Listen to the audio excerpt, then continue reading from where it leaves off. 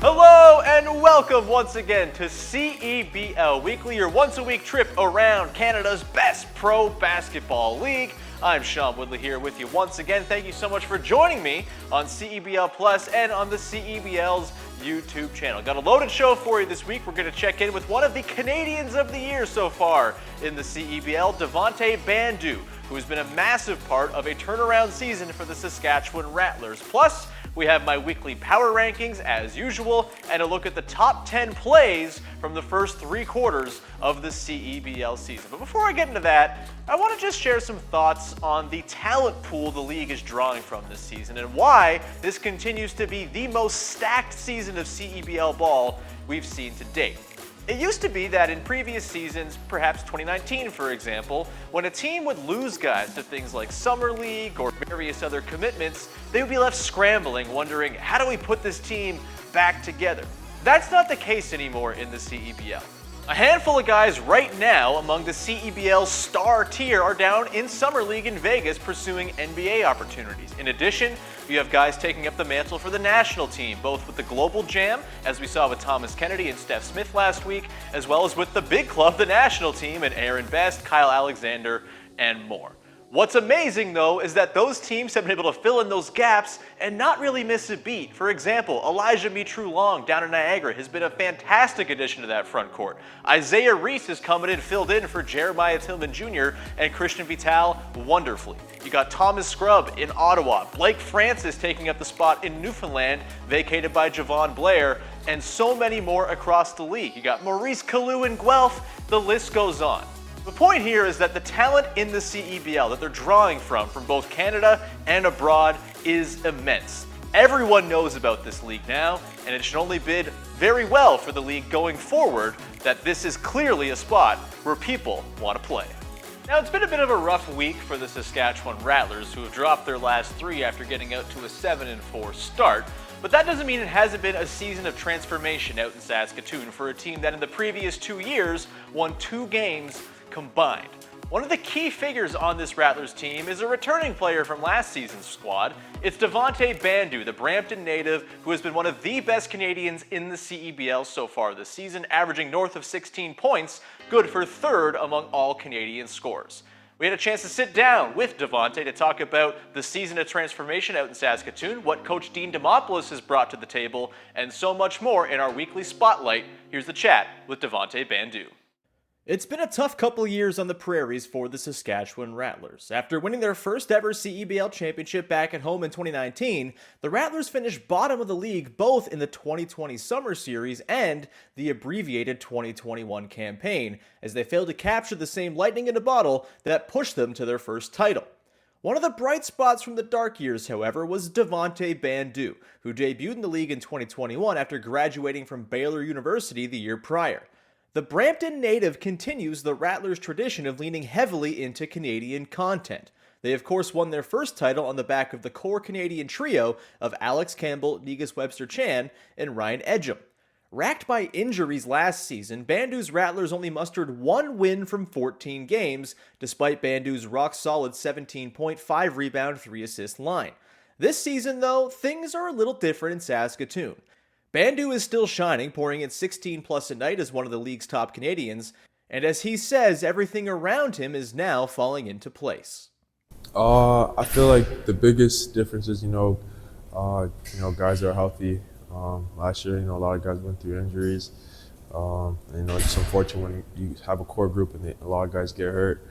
I feel like we have a great group of guys this year that really are excited to win and excited to do great things in Saskatoon. So I think we have a high motor team also.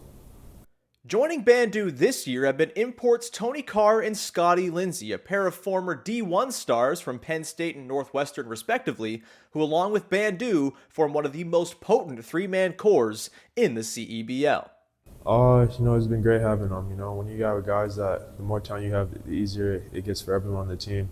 What they both do well, Scotty can shoot the lights out, and Tony, he's a great facilitator, so, he helps everyone on the team, get going, especially me, myself, get going. And so it's been great having those guys, by my side, with this whole Big Three thing that we have going on. Another key addition to this year's revamped Rattlers squad has been in the form of Dean Demopoulos, the new head coach and former NBA assistant with the Sonics, Blazers, and Clippers, whose, let's call it, intense persona has clearly brought a level of seriousness to the Rattlers that didn't exist before. It's been great. Getting to know him, figuring him out,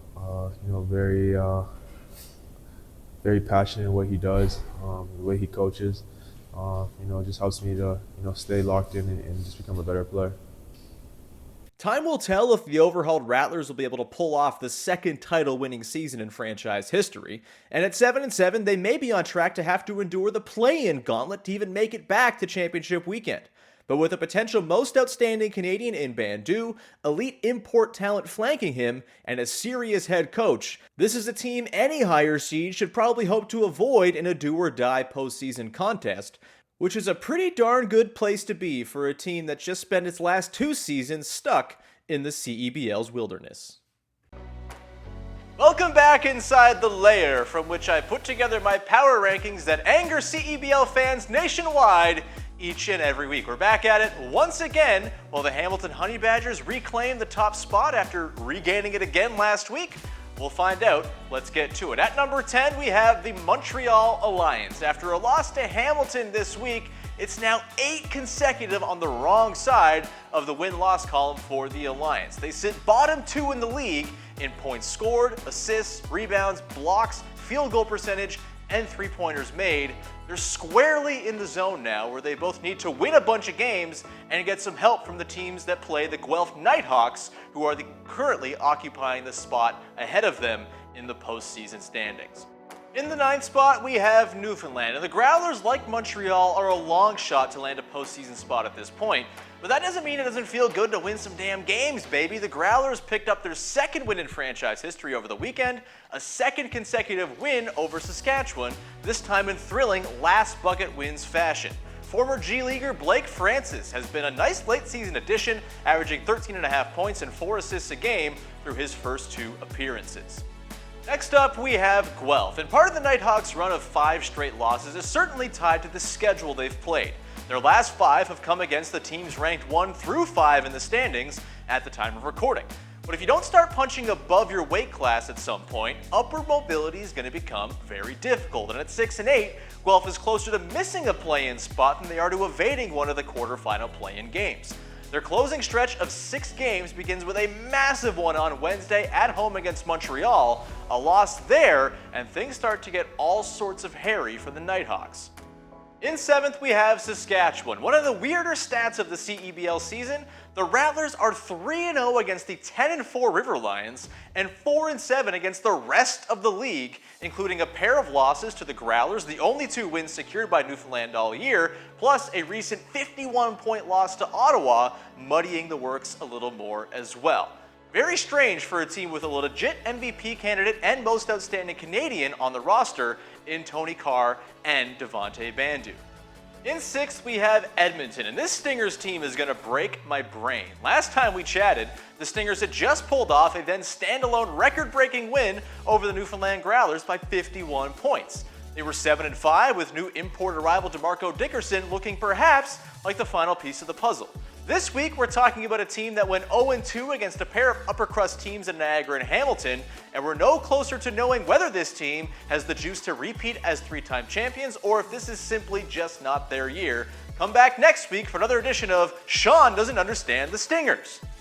In 5th, we have the Ottawa Blackjacks, and a team centered around 2 dudes as talented as Walt Lemon Jr. and Deng Adel, 2 guys with NBA experience, was never going to toil at the bottom of the standings for too long. The supporting cast around the 2 Blackjack stars has come into shape in recent weeks, powering them to a pair of wins over Saskatchewan and Fraser Valley over the last 7 days, where they outscored their opponents by 72 bloody points. With 4 wins in their last 5, the championship weekend hosts are heating up at the exact right time and are this week's big risers. Number 4 this week are the Fraser Valley Bandits, and it's now 3 losses in their last 4 for a Bandits team that for a moment looked like the favorite to land the all-important bye to the semis earned by the top-seeded team. They'll now need to make up 2 games on Hamilton and jump the River Lions by season's end to keep their dream of free passage to the Final Four on championship weekend alive. For their sake, here's hoping the reintegration process for both Merritt Clausen and Brandon Gilbeck is quick, and I just might circle July 25th on your calendar, as that night will see the Bandits visit Niagara in what will surely be a juicy affair loaded with postseason implications. At number 3, we have Scarborough making their high appearance of the season, and the talk of the Shooting Stars all year has been Jalen Harris, the former Toronto Raptor working on an NBA comeback.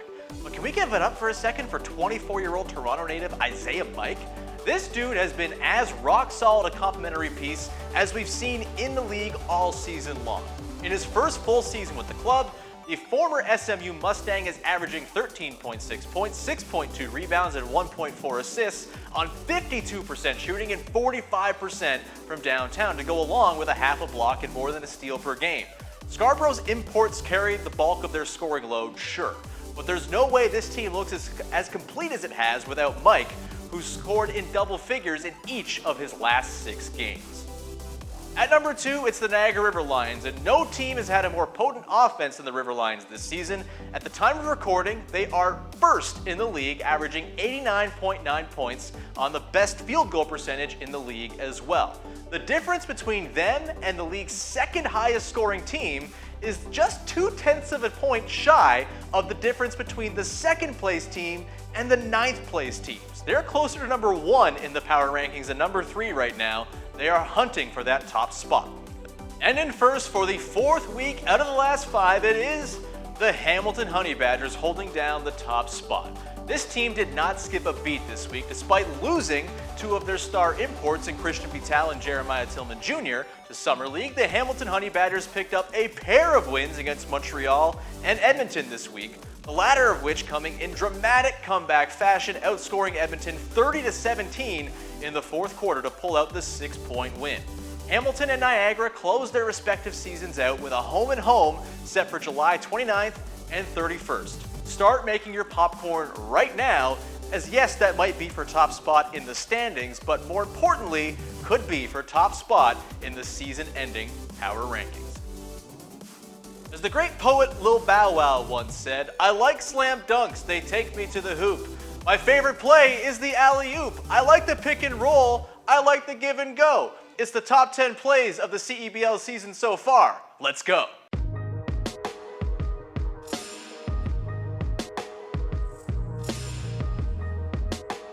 Going against the rookie, Okafor. Shot clock down to 2. Got to put something up. And he gets it! He used to play in the NBA. Look at the handle here. He played this clock down. This was his game. This was his ISO game. This was straight up one-on-one with the clock. He does it in his sleep. This is what he lived for in this situation, and he made a heck of a move on a very good. Cody John on the inbound finds Deng Adele. Adele guarded up top quickly. Shaq Heath matching up with Adele.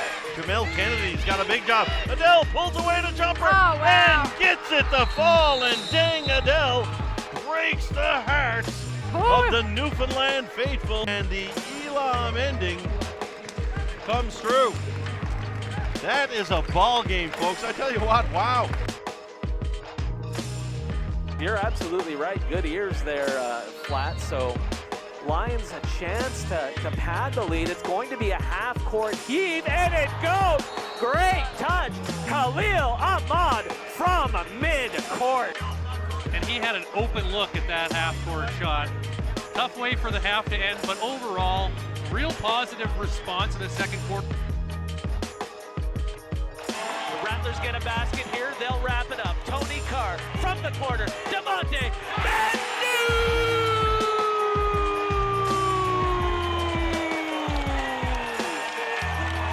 Rattlers win! Heck of a game tonight. Great to see him be the guy to finish it off. Shot the ball well. Good win for the Rattlers. Pulls up his dribble, 5 on the shot clock. Good defense. Long contested shot, and it's good. Oh, the winner from Alex Campbell. a contested 3, and the Fraser Valley Bandits have won this opening night tilt in Ottawa 90-87 on a heroic buzzer beater from Alex Campbell. Under 5 to play. Here's Muinkat driving left side. Damon Muinkat with a thunderous slam. Just extended coverage and just takes it baseline and gets this stepping. Oh my God, Shaq.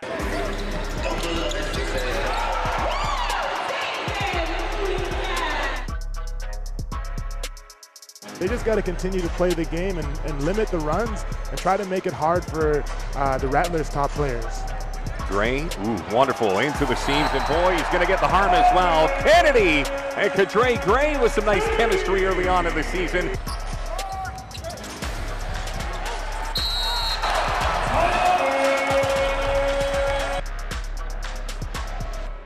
Absolutely incredible comeback. This guy has been deadly. Oh my God! He did it! Terrell Green just won this game for the Ottawa Blackjacks. Wow. Huge shots down the stretch. Right in the face. The Toronto native. As they work it in on the inbound. Ahmad against Borsico. Turnaround jumper, hits it, and Khalil Ahmad finishes this contest here tonight. 27 points.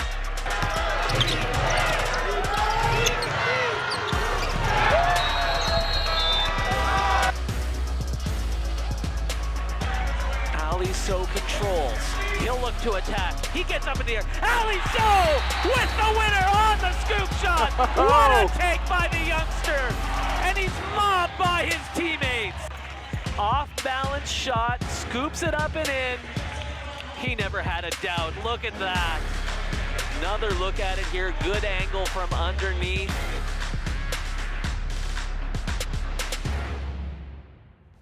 Time now for the game of the week, the one game you simply must budget your time for to take in over the course of the next 7 days. And this week, it's going down on Thursday night, 7 p.m. Eastern Time in Hamilton, as the Honey Badgers play host to the Scarborough Shooting Stars, a battle of two of the hottest teams in the CEBL. Scarborough's, of course, won 4 of their last 5 and are sneakily in the conversation to maybe steal that top seed and get a bye all the way through to the semifinals on championship weekend. It'll be tough for them to pull it off, of course, because Hamilton is very, very good with a whole host of talent up and down the roster, easily filling in for the losses right now of Christian Vital and Jeremiah Tillman Jr.